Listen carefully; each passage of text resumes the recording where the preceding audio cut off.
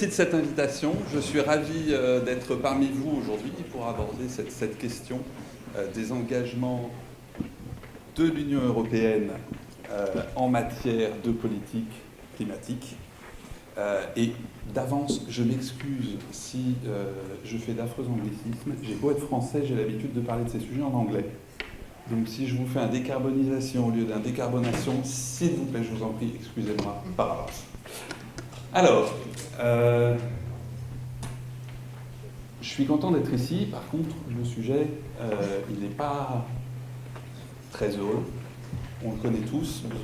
Petit besoin de rappeler l'urgence climatique.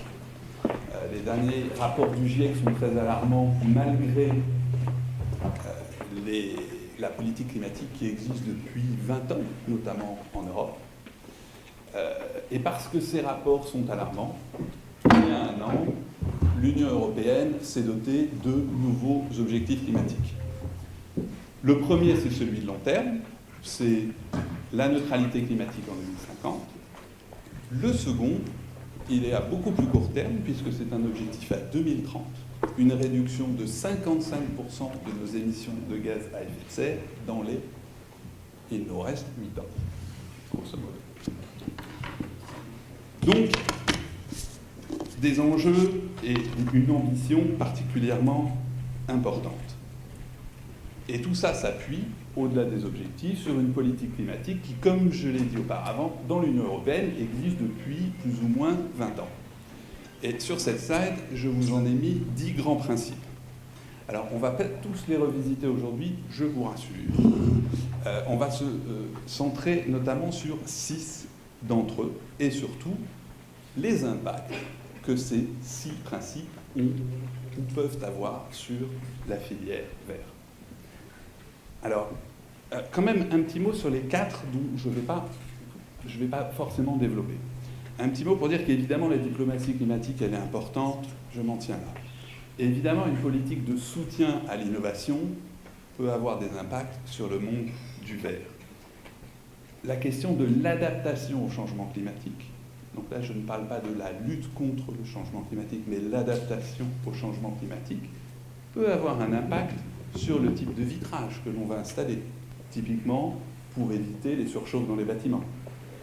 Mais je m'en tiens là, je ne vais pas non plus le développer. Et le dernier, qui est celui de l'usage raisonné des ressources naturelles, c'est évidemment tout le chantier de l'économie circulaire, tout le chantier du recyclage, mais là-dessus, j'ai bien compris que je n'avais pas grand-chose à apporter, puisque la France est quand même déjà très largement en point, en tout cas en matière législative. Donc on va se centrer sur les 6 autres principes, et je vais quand même essayer de faire court et dans le temps imparti. Alors commençons par le premier, qui est celui de la réduction généralisée des gaz à effet de serre. Généralisée, ça nécessite 2 petites explications. La première, on parle de gaz à effet de serre, donc pas uniquement de CO2, c'est aussi le méthane et l'ensemble des autres gaz à effet de serre, même si on ramène tout en équivalent CO2. Et le second, c'est généralisé parce qu'on parle bien d'une réduction à tous les secteurs d'activité. Alors là, on a un petit graphique, on ne voit pas les tout derniers trimestres, mais qui montre bien qu'en 2021, comparé à 1990, donc en 30 ans, on a quand même dans l'Union européenne réduit nos émissions de CO2, équivalent, de 21%. Alors on s'épargne 2020 parce que 2020 était évidemment une année particulière du Covid, mais grosso modo, la trajectoire, c'est qu'on est dans 20% en 30 ans. Seulement voilà, on doit aller plus loin. J'ai parlé de moins 55% dans les 8 ans qui arrivent. Donc, si vous me permettez, à défaut d'anglicisme, l'élocution latine, c'est situs, altus, fortus. Plus vite, plus fort, plus loin. Voilà ce qu'on doit faire. Et vous le voyez là sur ce graphique qui montre la trajectoire de réduction, ce qu'on a déjà fait, où nous sommes, où on doit être en 2030 et où on doit être en 2050. Assez impressionnant.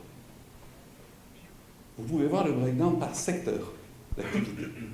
Alors évidemment, il y a l'industrie. Alors l'industrie, c'est celle qui probablement a fait le plus d'efforts ces dernières années, mais on doit aussi très fortement réduire dans le bâtiment, dans l'automobile et dans la production énergétique. Évidemment, je n'ai pas choisi ces secteurs au hasard. Tous ces secteurs sont parmi ceux qui émettent le plus aujourd'hui, et tous ces secteurs ont un lien, de près ou de loin, avec l'industrie derrière. Mais clairement, on doit changer de braquet. On doit changer de braquet, et pour ce faire, l'Union européenne a donc présenté en décembre dernier un paquet législatif qui s'appelle Fit for 55. Alors là, je dois admettre qu'en français, je ne sais pas comment ils l'ont appelé. Ce sera à vérifier, mais il s'agit évidemment d'être prêt pour atteindre cet objectif de 55% de réduction de CO2 d'ici 2030. Et ce paquet législatif, pour tout vous dire, c'est quand même du sans précédent. On a 14 textes législatifs européens en cours de révision. C'est plus de 1200 textes de loi, pas de politique, de loi, qui vont directement s'appliquer à travers l'Union européenne. Et en fait, comme entre-temps ils ont présenté de nouveaux textes, on doit plutôt être autour des 16 700 à 1800 textes. Et ces textes, évidemment, touchent à tous les secteurs dont on a parlé avant, et dans tous ces secteurs, eh bien, il y a tout ce qu'il faut pour tout ce qui impacte les secteurs verriers, ou qui peut avoir un impact sur la filière vert. Alors, des ambitions bien plus importantes que par le passé, des textes législatifs, tout ce qui va de près ou de loin concerner nos secteurs qui sont touchés. Donc inutile de dire que oui, il y a potentiellement des opportunités gigantesques pour la filière verte, mais tout aussi gigantesques seront les transformations qui sont nécessaires. Et à très court terme. Si on en passe au second principe, c'est celui de la modération de la demande en énergie. Puisque l'énergie est émettrice de CO2, le plus simple, c'est évidemment de l'économiser. Et pour être plus précis, c'est le principe de l'efficacité énergétique. Alors ce principe, il n'est pas simple à visualiser, puisque c'est évidemment un ratio entre la consommation énergétique et le service qui vous est rendu, l'efficacité. Mais dans l'Union européenne, la manière dont il est exprimé, c'est par le biais d'une réduction de la consommation énergétique par rapport à des projections initiales de consommation, de croissance normale, ce que serait la croissance normale de la consommation énergétique, et on définit un objectif de réduction par rapport à ça. Le dernier objectif en date, dont on discute au niveau de l'Union européenne, puisque tout ça est encore en cours d'adoption, c'est un objectif de réduction de 13% d'ici 2030. 13%, bon, c'est 1136 millions de tonnes équivalent pétrole. Je suppose que ça ne vous parle pas plus que ça. Toujours est-il que c'est beaucoup plus que ce qu'on a fait pendant les 30 dernières années. Donc, là encore, on doit aller beaucoup plus loin. Alors, il y a tout un arsenal législatif. Je vais le passer en revue. Vous avez sur cette slide deux directives européennes assez importantes sur lesquelles on peut s'arrêter, où vous pourrez regarder à peu près les grands principes qui sont là. Celle sur laquelle je vais m'arrêter plus précisément, c'est la directive sur la performance énergétique du bâtiment, PEB. Cette directive, elle impose des obligations aux États membres, donc à la France, qui doit adapter sa législation pour être en conformité.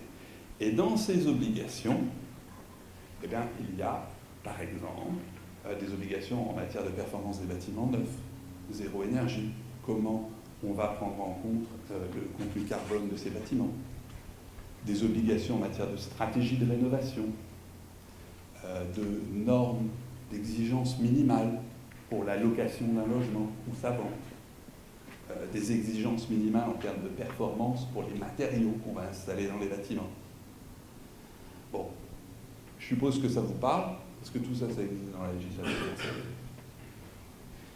Et donc, sachez que ça vient en partie de la directive européenne, puisque la France est tenue de s'y conformer. Alors attention, hein, il ne s'agit pas de dire qu'il y a des obligations, bien sûr qu'il y a des obligations législatives, mais la France les a acceptées, cette directive, voire même l'a influencée dans sa rédaction.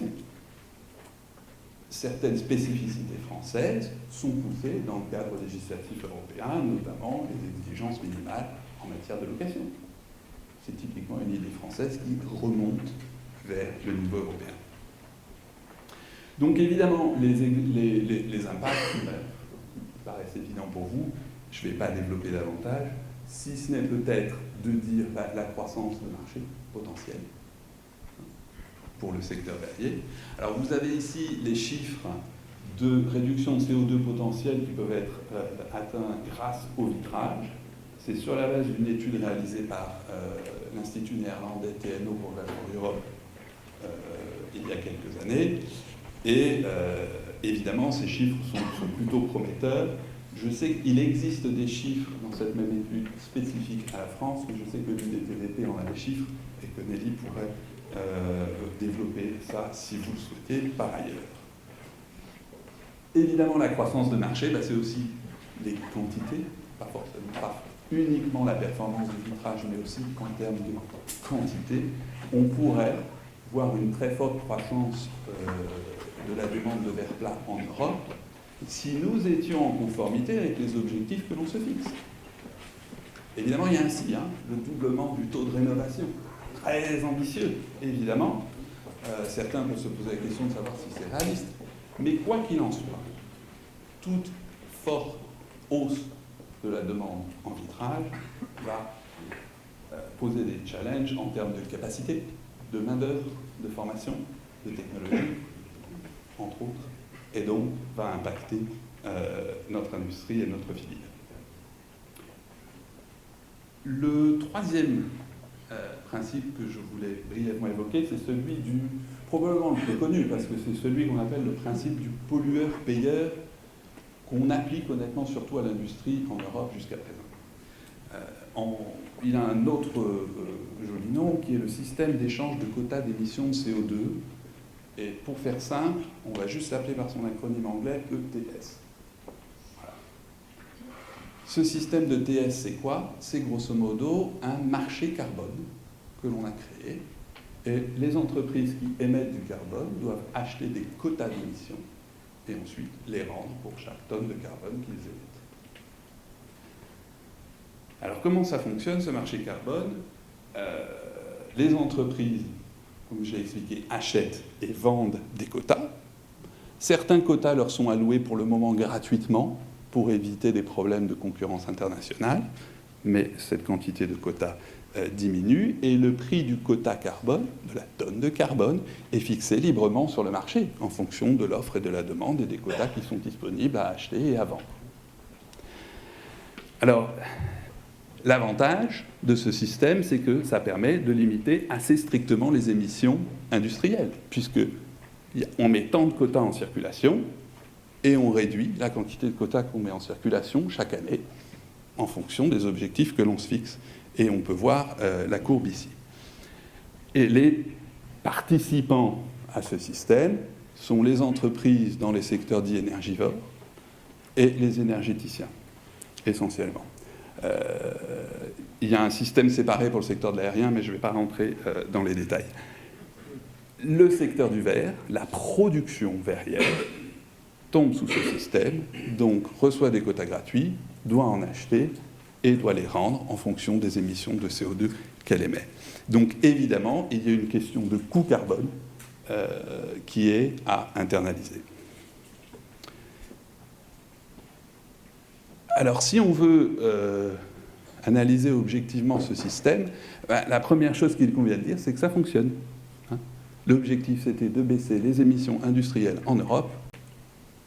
Eh bien, elles ont bien baissé. On peut voir moins 20... avec la lumière, je ne vois pas bien. Moins 29%, voilà, pour les industries soumises à l'ETS ces dernières années. Et ça fonctionne aussi dans le secteur du verre.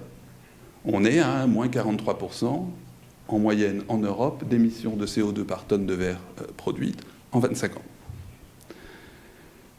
Bien que, comme vous pouvez le voir d'ailleurs, l'industrie verrière représente qu'une toute petite, infime part des émissions industrielles. Mais bon, c'est notre devoir que de baisser ces émissions.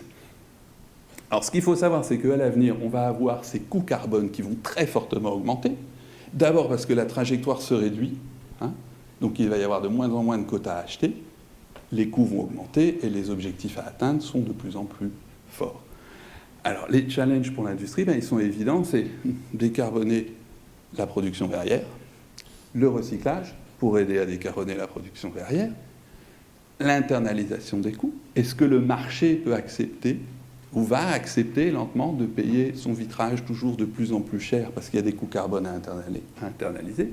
Et quand bien même il n'y a pas de coûts carbone à internaliser, car on aurait réussi à fortement réduire les émissions de CO2, tout ça va avoir un coût technologique et industriel qui fait que les vitrages bas carbone risquent d'être beaucoup plus chers, ils le sont déjà, que les vitrages dits classiques.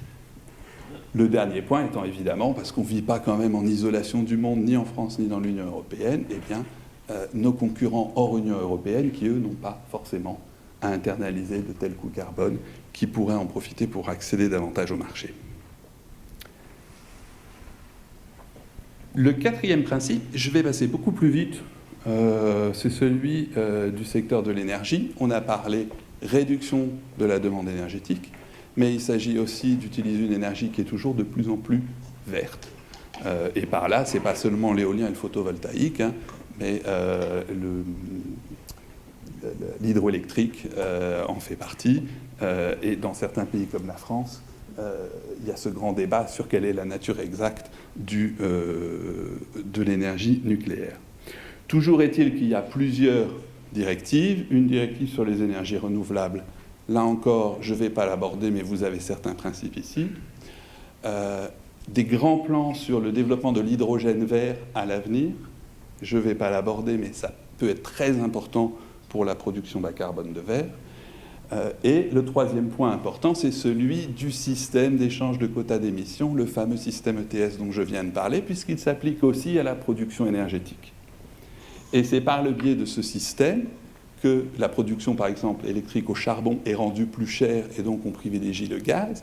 C'est par le biais de ce système que la production de verre à base de fioul lourd est rendue plus chère et que donc on a privilégié le gaz.